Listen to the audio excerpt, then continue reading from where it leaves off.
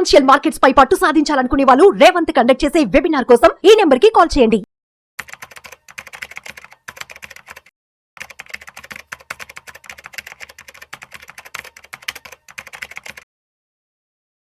Welcome to Vishnu talks. నేను విష్ణు, ప్రస్తుతంతో పాటు senior finance professional Giribabu గారు ఉన్నారు. వారితో మాట్లాడదాం. గిరిబాబు గారు నమస్తే సార్. నమస్తే అండి. Welcome to Vishnu talks. Thank you అండి.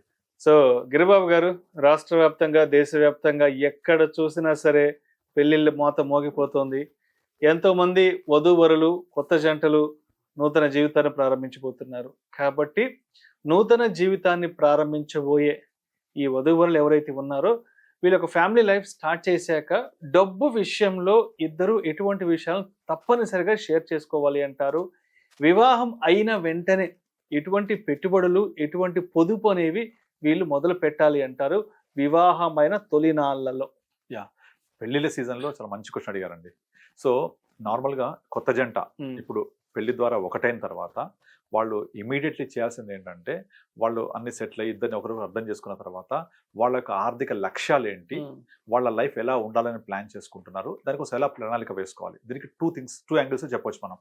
ఒకటి, భర్త భార్యకు తెలియకుండా, భార్య భర్తకు తెలియకుండా ఇండిపెండెంట్గా ఇన్వెస్ట్మెంట్స్ ఎప్పుడూ చేయకూడదు. ఖచ్చితంగా ఇద్దరు కలిసి ఆలోచన చేయాలి, కలిసి ప్లాన్ చేయాలి.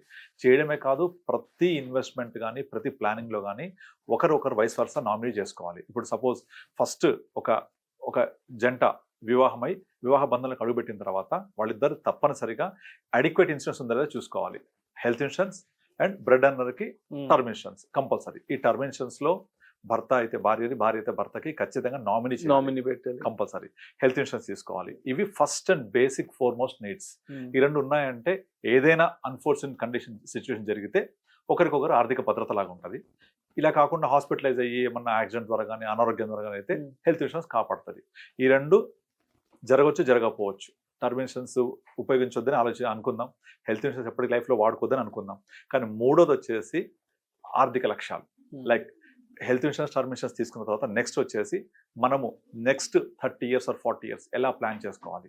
ఈ 30-40 yearsలో మన గోల్స్ ఏంటి, ఇల్లు ఉందా లేదా, లేకపోతే ఎలా తీసుకోవాలి, కార్ ఉందా లేదా, ఎలా తీసుకోవాలి, వెకేషన్ ఎలా ప్లాన్ చేసుకోవాలి, తర్వాత పిల్లలు పుడితే వాళ్ళ ఎడ్యుకేషన్ ఎట్లా ప్లాన్ చేయాలి, వీటన్నిటి ముందు రిటైర్మెంట్ ఎలా ప్లాన్ చేయాలి, రిటైర్మెంట్ ఎప్పుడు మనం ప్లాన్ చేసుకోవాలి. ఇవన్నీ కూడా ఇద్దరు ఒకరోజు కూర్చొని ఒక ప్లాన్ వేసుకోవడమే కాదు, ఆ ప్లాన్ని ఎవ్రీ మంత్ రివ్యూ చేస్తూ ఉండాలి. ఎవ్రీ మంత్ బడ్జెట్ ప్రిపేర్ చేసుకోవాలి. ఇవాళ మన శాలరీ వచ్చింది, ఇద్దరు కలిపి శాలరీ లేదా వన్ శాలరీ ఇన్కమింగ్, సో దీని నుంచి ఎలా వెళ్తుంది మీరు రాసి చూడండి పేపర్ మీద ఒకసారి.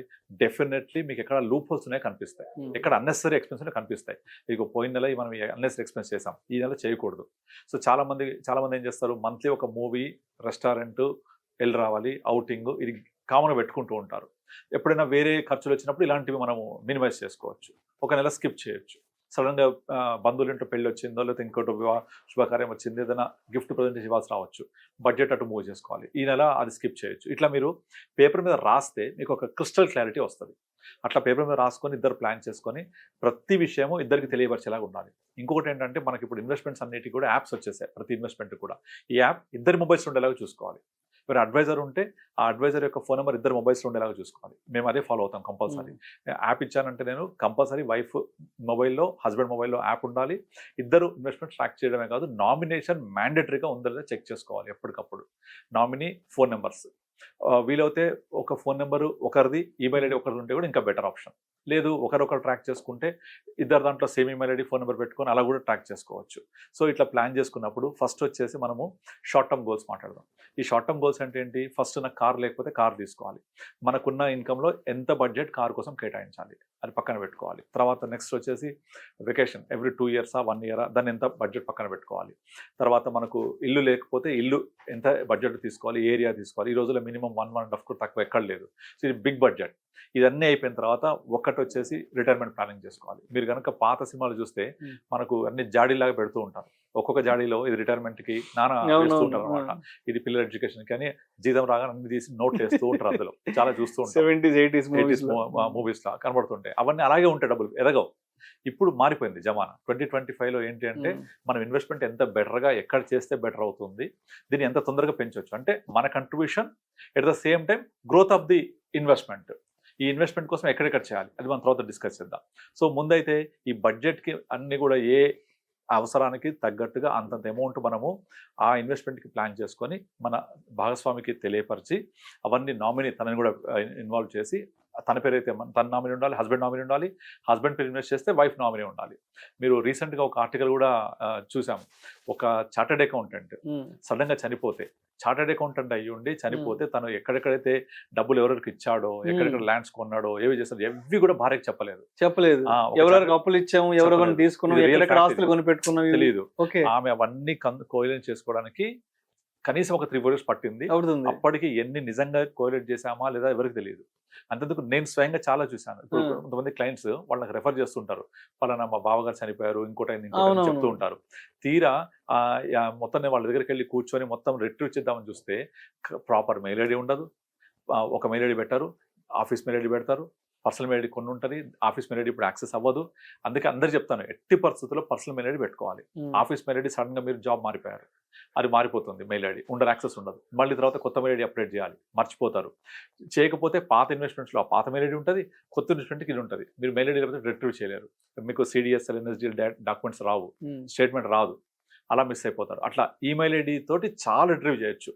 సో అది అలాంటి మినిమం ఈమెయిల్ ఐడి అన్నింటిలో ప్రాపర్గా సింగిల్ మెయిల్ ఐడి ఉండాలి, దాన్ని కాపాడుకోవాలి, ఎప్పుడు ఉండాలి, యాక్సెస్ ఉండాలి. 15 GB నిండిపోతే ఇంకొక మెయిల్ తయారు చేస్తారు. అలా బదులు ఒక జీమెయిల్ డేటా కొనుక్కుంటే ఏమైంది, హార్డ్లీ మంత్లీ ₹100. అలాంటి మినిమం ఎక్స్పెండిచర్ అనేది మనకు బర్డన్ కాదు. I by nearly 1 TB data every year. So అట్లా మనం డేటాను పర్చేజ్ చేసుకొని మన ఈమెయిల్ని కాపాడుకుంటే కూడా చాలా ఇన్ఫర్మేషన్ మన దగ్గరే రిట్రీవ్ అయిపోయి ఉంటుంది, మనం ఇబ్బంది పడక. నేను చూసే చాలా మంది దగ్గర ఎన్ని మెయిల్స్ ఉన్నాయంటే 5 మెయిల్స్ ఉన్నాయి, ఏ మెయిల్కి ఏమొస్తుందో తెలియదు, అన్ని స్టోరేజ్ నిండిపోయి ఉంటుంది. ఇది చాలా కామన్గా ఇబ్బంది పడుతుంటారు అందరూ. ఇలాంటి చిన్న చిన్న విషయాలే ఒక టైంలో ఒక హస్బెండ్ లేని రోజున చాలా పెద్ద విషయాలు అయ్యి మనకు అసలు ఏమీ తెలియకుండా అంధకారంలోకి వెళ్ళిపోతాం. కనుక డే 1 నుంచి మనము కొత్త జీవితం స్టార్ట్ అయిన దగ్గర నుంచి ఎట్టి పరిస్థితుల్లో మనము ప్లానింగ్ దగ్గర నుంచి ఎగ్జిక్యూషన్ దగ్గర నుంచి ఇంప్లిమెంట్ చేసుకుంటూ వెళ్తే ఇవన్నీ డెఫినెట్లీ వాళ్ళ లైఫ్ బ్యూటిఫుల్గా ఉంటుంది. At the same time retirement planning, this is very very essential. మనం రంగమాత సినిమా చూసాం కదా, ఓకే, కొడుకు కూతురు ఇద్దరు బంగారు రత్నాలు, డైమండ్స్, గోల్డ్ అని చెప్పేసి అన్ని ఇచ్చేసి కూర్చుంటే దారుణంగా ఉంటుంది. అండ్ ఇంకొక ఎమోషనల్ బ్లాక్ మెయిల్ ఏంటంటే చాలా మంది పిల్లలు పుట్టగానే ఒక పాలసీలు తీసేసుకుంటారు, చిల్డ్రన్ పాలసీ అని, తర్వాత చిల్డ్రన్ బెనిఫిట్ పాలసీలు అని తీసుకుంటారు. ఇవి పాలసీలు అనేవి ఎమోషనల్ బ్లాక్ మెయిల్స్. దాంట్లో PW ఉంటుంది, ప్రీమియం వేవర్ బెనిఫిట్ అని చెప్పేసి, అంటే హస్బెండ్ లేదా ఫాదర్కి ఏమన్నా అయితే మేము కంపెనీ పే చేస్తుంది అని. ఇలా పే చేయడానికి ఎక్కువ ప్రీమియం యూజ్ చేయడం వల్ల రిటర్న్స్ తగ్గిపోతాయి. సో అట్లా మనం ఎప్పుడు కూడా మన ఆర్థిక లక్ష్యాలు కావాలనుకుంటే ఇన్సూరెన్స్ బేస్డ్ ఇన్వెస్ట్మెంట్ కలపకూడదు. సో మనకు పిల్లల ఎడ్యుకేషన్ కోసం కావాలి అంటే పిల్లల పాలసీగా తీసుకోవాల్సింది ఫస్ట్ ఫాదర్ని టర్మ్ ఇన్సూరెన్స్తో ఎన్షూర్ చేసి రిమైనింగ్ ఇన్వెస్ట్మెంట్ మ్యూచువల్ ఫండ్ చేసుకోవాలి. అప్పుడు ఇన్వెస్ట్మెంట్, ఇన్సూరెన్స్ వేరువేరుగా అయిపోతాయి రెండు. అది ప్రాపర్గా ఏదైనా ఫాదర్కి ఏదైనా జరిగితే టర్మ్ ఇన్సూరెన్స్ వస్తుంది, ఏమి జరగకపోతే మనకున్న మ్యూచువల్ ఫండ్స్ లాంగ్ టర్మ్లో పనికొస్తాయి. సో అట్లా వెల్త్ క్రియేట్ అవుతుంది. సో చాలామంది ఏం చేస్తారు, లాంగ్ టర్మ్ కోసమేమో ఫిక్స్డ్ డిపాజిట్ పెడతారు, షార్ట్ టర్మ్ కోసమేమో వేరే పిచ్చి పిచ్చి ఇన్వెస్ట్మెంట్ చేస్తూ ఉంటారు. రాంగ్. ఫిక్స్డ్ డిపాజిట్స్ అనేవి దేనికోసము, షార్ట్ టర్మ్ కోసం, వాలటాలిటీ లేకుండా సడన్గా అవసరమైతే తీసుకునేలాగా ఒక at the rate of ATM లెవెల్లో ఉంటాయి. అవి ATMకి వెళ్తే వచ్చేస్తాయి, నెఫ్ట్లో మొత్తం అన్ని చేసుకోవచ్చు, గూగుల్ పే లెవెల్లో ఉంటాయి. ఇవన్నీ FDs లాంటివి షార్ట్ టర్మ్ పెట్టుకోవాలి. లాంగ్ టర్మ్ వచ్చేసి క్యాపిటల్ మార్కెట్ ఇన్వెస్ట్మెంట్ చేసుకోవాలి. కానీ చాలామంది రివర్స్ చేస్తూ ఉంటారు. FDs ఏమో మా పిల్లల కోసం అని చెప్పేసి లాంగ్ టర్మ్ పెట్టుకుంటారు. ఇప్పుడు మన అమ్మమ్మ తాతయ్య పిల్లలు పుట్టగానే నీకు ₹1,00,000 ఇస్తాను, ఆ తరపున మీరు పెట్టుకో అంటే పోయి FD చేసుకొచ్చుంటారు. 20 years FD. That is blunder mistake. అది long term is not FD. FD is for only short term. Mutual funds are not for short term, they are for long term. Wealth create అవుతుంది. అది economy ఎట్లా grow అవుతుంది అలా grow అవుతుంటుంది. So మనము ఈ ఆర్థిక లక్ష్యం నెరవేర్చుకోవాలంటే ఒక్కొక్క అవసరానికి నిర్దిష్టమైన ప్రణాళిక వేసుకొని వైఫ్ని కన్సల్ట్ చేస్తూ, లేదా వైఫ్ అయితే హస్బెండ్ని కన్సల్ట్ చేస్తూ ఇద్దరు కలిసి ప్లాన్ చేసుకోవాలి. కానీ చాలా విషయాలలో ఏమవుతుందంటే తనకేం తెలియదులే, నేను చూసుకుంటా కదా, మా ఆయన నాకేం తెలియదు, మా ఆయన చూసుకుంటాడు, ఇట్లా ఉండకూడదు అసలు ఎట్టి పరిస్థితుల్లో. ఇన్వాల్వ్ అవుతే తప్పేంటి, తెలుసుకుంటే తప్పేంటి, మన ప్రణాళిక కదా, మన బడ్జెట్ కదా ఇది. సో కలిసి ప్రయాణం చేస్తే ఆ సుఖమే వేరుంటుంది. రేపు పొద్దున ఏదైనా ప్రాబ్లం వచ్చినా కూడా ఇద్దరు కలిసి డెసిషన్ తీసుకుంటే అండర్స్టాండింగ్ ఉంటుంది. లేకపోతే వైఫ్ హస్బెండ్ ఏం తీస్తుంటారు, నేను చెప్తే వద్దంటే నువ్వు చేస్తావని తిడుతూ ఉంటారు. సో ఆ ప్రాబ్లం ఉండకుండా తనకు తోచిందే తన నాలెడ్జ్ ప్రకారం తను కూడా షేర్ చేస్తుంది కదా. సో అలా షేర్ చేసినప్పుడు మనకు కూడా ఒక అవగాహన ఏర్పడుతుంది. ఓకే, తను చెప్తుంది వద్దన్నది, నేను చేస్తే మిస్టేక్ అవుతుంది, కలిసి వెళ్దాం. ఎంత అవగాహన ఉంటుంది అప్పుడు, ఎంత అండర్స్టాండింగ్ ఉంటుంది. సో ఎప్పుడు కూడా కలిసి వెళ్తే కలదు సుఖం. Thank you sir, thank you so much Giribabu. Thank you అండి.